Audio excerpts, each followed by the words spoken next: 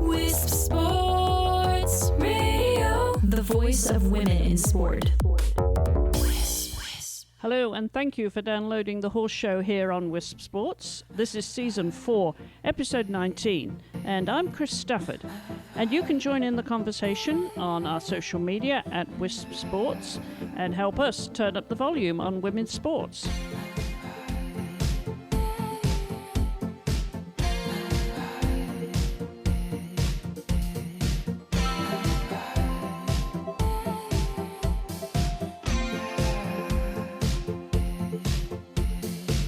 My guest this week is 17-year-old Emma Reichow, who's been having a bumper year in the equitation and jumping arenas. Together with the 9-year-old Dutch Warmblood mare Forever Alve, whom she calls Evie, they won the Neue Schule USEF Junior Jumper Championship at Harrisburg Show recently. Previously, Emma had already won a team silver and finished 4th individually at the Adequan FEI North American Young Rider Championships this year. And she also won the $5,000 Equitation Challenge at Temecula Valley National Horse Show. Last year, she won the prestigious Mutch Equitation Championship, and this year she finished 3rd in the same championship. Emma was born in Texas and moved to the Philippines when she was 2, where she learned to ride before moving to Menlo Park in Northern California, where she trains with Harley and Olivia Brown. With 5 horses currently in work, 3 of them at FEI level, Emma has found form which she hopes she will carry over to the Washington International this week before they head to Kentucky for the National Horse Show. I spoke to her before she headed back east to round off the full season. Emma, welcome to the program and thank you for joining me. Thank you for having me. Well, it's been quite the year for you, hasn't it? It has. Are you still pinching yourself as to how well it's actually gone? Obviously, you've got a great partnership there, but it's when you get such a good year as this, do you wow, this really has been special? Yeah, it's such a dream. I mean, I honestly still can't believe what has happened this year. I definitely am still pinching myself, and I think I'll be pinching myself for probably the next couple of years. Well, it's always about finding the right horse, isn't it? And you have found a really great partner in your mare, and she's still young, only 9 years old. Let's talk about how that partnership came about, Emma, because you didn't actually go and find the horse yourself. You relied on your trainers and their experienced eye to find the horse that would suit you. Yeah, my trainers, Harley and Olivia Brown, they're so talented at matching a horse and a rider. And last fall, they went over to Europe on a horse shopping trip. And I wasn't planning on getting a 9-year-old horse. We were going to maybe get a young horse to build up in the jumpers. But Harley and Olivia found Evie, as we call her, and said that we couldn't let this opportunity pass up. She's exactly my type of ride. She's super big and scopy, and she's also super quick and careful. So they said that if I wanted to keep moving up, that she was the horse to do that on, and so we took that chance, and it's worked out so good so far. So far, so good, as they say. What had she done really before you got her then, Emma? She hadn't done much. Right before I bought her, she had jumped in her first meter 50 Grand Prix, but she was mainly doing meter 40, meter 45. She was very inexperienced. Right, so you have brought her along, produced her to the kind of form she's on now. What do you attribute that to? What's been the secret of your success, shall we say, this year? Definitely the support of my trainers, Harley and Olivia. They're incredible at getting riders up to the top of the level and teaching them really how to train their horses and get their horses to jumping the best of their abilities. And so they've definitely helped me out on that aspect of the sport. How often do you train with them? I've been with them for probably 6 years now, and I go to the barn Tuesday through Sunday for a couple hours each day. Mm-hmm. But you have other horses as well, don't you? Tell us about the others you have in the barn. Yeah, I have a 15-year-old gelding named Apex. We call him Rye. I bought him. He was the first jumper that I actually purchased. I got him about 4 years ago, and at that time I was super green and inexperienced as a rider. So Harley rode him for a couple of years and really stepped him up into the international level. And I got the reins probably 2 years ago, and he's been an incredible horse for my riding. I've gotten to jump in some Grand Prix with him, and he's really raised my confidence to a new level in the jumpers. And then I have a 10-year-old stallion, Kubicki. I got him 2 years ago, and he's super, super careful and fast, and so he's a really competitive horse. I've just recently started jumping in some FEI classes, and I'm just hoping to keep getting consistent at that level. And then there's Evie, my mare, who I love so much. I've done Young Riders and Prix de States on her this year, and I want to keep stepping up in the Grand Prix on her. My other horse, Coco Bongo, we call him Bo. He was actually bought to be my equitation horse last year, but this year it didn't really work out, and so we put him into the jumpers again, and he's been absolutely incredible. I've been doing the junior jumpers on him, and he's so much fun. I'm excited to see where we go together. The last horse that I own is Choco Diacor. He's a 6-year-old hunter. We got him 2 winters ago. Olivia rode him for the first couple of months producing him because we got him as a 4-year-old, so he was very green and inexperienced. He's actually on the East Coast right now for indoors, and I'm going to meet up with him and the equitation horse that I leased tomorrow, actually. Right. And what are you going to do with them over here then? Are you going to Washington? Mm-hmm. Yep. And then what else will you do while you're on the East Coast? I'll do Washington and then Kentucky, and then they'll come back, or Choco will come back. The equitation horse that I lease, my lease actually ends after Kentucky, so he won't be coming back with me. Right. Because you're based in Northern California, so that's quite a trip for you, which you made really worthwhile recently with the successes that you had, which I think, really a rounding off a year for you, but it seems like you've hit kind of a form now that you know what it takes, doesn't to and with the horses that you've got, presumably you're ambitious and even more competitive, knowing that you can get this kind of success with them. Yeah, definitely. I think getting those successes, it's an incredible honor to win classes like those, and it really has instilled my drive to keep working harder and moving up and hopefully getting some more wins. All right, well, we're going to talk about the future in a minute, but let's just look back a little bit for those who are not familiar with your track record as to how you got started in the sport, Emma, because you're one of 3 girls, and you're the one that really took riding on a very serious level and made it your sport. How did it all begin for you? We were in Hawaii, and I was always so in love with horses, and I wanted to go on a trail ride in Hawaii, and I just absolutely fell in love with them there. At that time, we were living over in the Philippines for my dad's job, and I begged my mom for a month to let me start taking lessons, and she finally let me when I was about 7, and I only did it casually over in the Philippines at a local barn, and when we moved back to the States, I was at a schooling barn again here, and when I really realized that I had a passion for the sport and that I wanted to jump at the top level, I was introduced to Harley and Olivia Brown, my trainers now, and I've been with them for 5 years now, and they've really brought me up the ranks. I was riding a pony when I started with them, basically falling off every week. Yeah, that happens, doesn't it? But hopefully you're not falling off as much now. I don't think quite as much. So now tell me where school fitted in. You went to an independent school, I believe, an international independent school, but where does that fit in now to where you want to take your career? So I went to regular school all the way up until my junior year of high school, and then I transferred to online school just so that I could really focus on my riding and also focus on my school, because it was really hard to go to regular school and travel to horse shows. So this way I can do both at horse shows.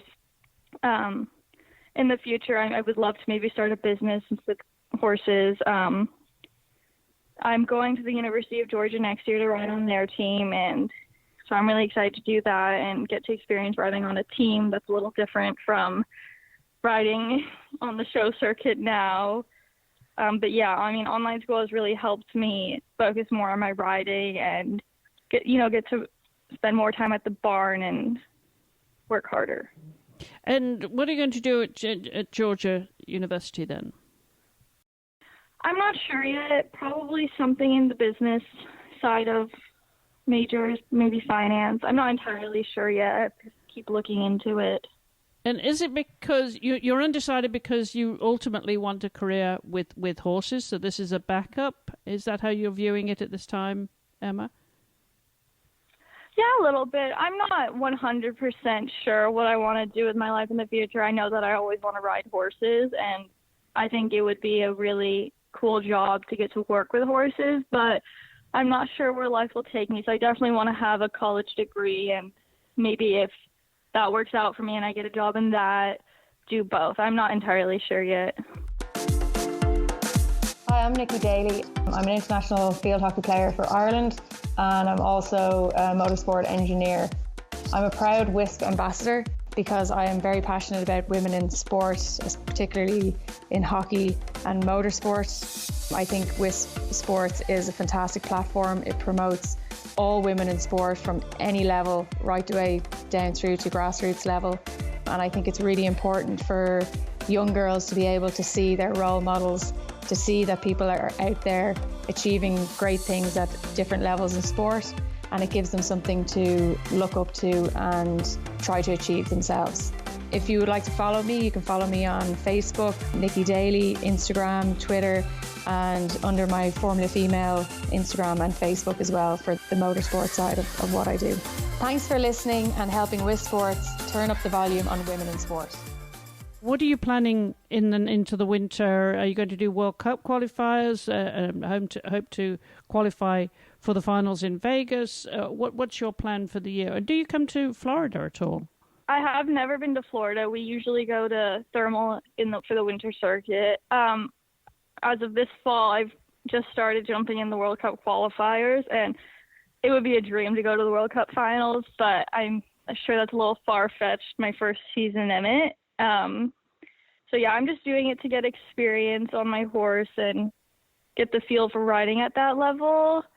I'm not really sure what our show schedule will look like next year, this winter. Just going to practice at home, prepare for the upcoming season, and most likely go to Thermal again. Maybe we'll go back to Florida for WEF if it works out. I'm not sure yet, but I'm excited to see what happens. Well, you've got 5 horses, so how many grooms do you have? Who do you have helping you? Our barn actually I have 5 horses personally. Our barn has about 50 horses, so we've got a ton of grooms. Some of the grooms that come to horse shows a lot, their names are Ramiro, Rodrigo, Javi, and Jaime, and they're absolutely incredible. I trust them with all my horses. They do an amazing job taking care of them and helping me out, getting them to the ring and everything. So what does a typical day look like for you then? Do you ride all 5, every day, or at least 6 days a week, and give them a day off? What does that look like for you? It sounds like you're full-time professional at the moment. Yeah, so I ride all of my horses every day, Tuesday through Sunday. I'm usually at the barn from around 8:30 to 12:30. It really depends on the week and what shows are upcoming. I'll either hack my horses and maybe help out at the barn with riding other horses or doing some barn chores. But if there's a show coming up, we jump the horses maybe once or twice before. We really focus on flat work as it's the basis of jumping and really helps work on the horse's rideability. So we do a lot of flat work in the winter especially, but throughout the week as well, really focus on getting the horse's strides adjustable and getting them soft and supple. Well, you've obviously taken the jumping route, but was there any other equestrian sport that interested you or that you might like to try, Emma? I've never really been interested in anything else. I've always been really passionate about show jumping. I think dressage is really important it really ties over to jumping, the flat work. So I think that would be cool to kind of dive into and really focus on getting a strong core in flat work that could translate over to my jumping. And what is it about jumping then? What is it that you find that, that challenges you as a rider and how you've developed as a rider?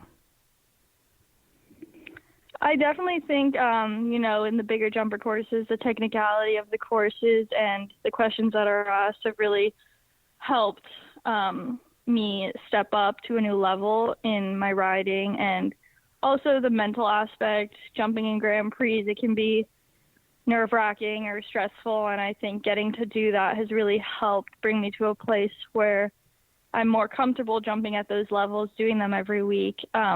So I think jumping has really helped that mental aspect of the sport, and also, I love the big technical courses that come along with the jumpers. I love the thrill of it and the adrenaline that comes along with it.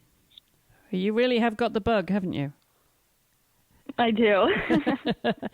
Well, how do you handle the mental game, the nerves then? I mean, obviously experience helps, but how do you deal with all of that? Surprisingly, I don't get too nervous. I get nervous before like a big Grand Prix or, say, Prix de States, Young Riders, a championship format. But throughout my junior years, I've been doing a lot of equitation and hunter, so I'm usually always doing something at a show, and I don't have too much time to focus on my nerves. So I think that's definitely played a role in me not getting too nervous, helps me get on a rhythm in the ring, and that translate over to the bigger courses. On the occasion where I am sitting down and I have time to get nervous, I just like to focus on my plan and go over the track, make sure that I'm super confident in what I'm doing, and trust that I know my horse and how he'll or she will handle the course. Do you work on your fitness, Emma, at all? Do you do any cross training? That's an aspect I do need to work on. With traveling so much and to work, I haven't really set aside time to do extra training, but I do run occasionally on the treadmill and do some ab and core exercises, but it's definitely something that I need to focus more on. Do you have any mentors? Was there anyone that really inspired you, or role models when you were growing up then that inspired you to get into the sport? I wouldn't say growing up. I mean, obviously my parents are my biggest role models as well as my trainers now.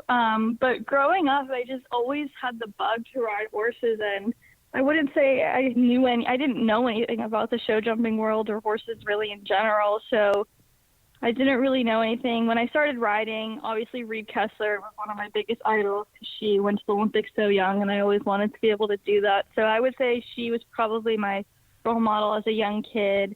Now my trainers are definitely my role models and my idols.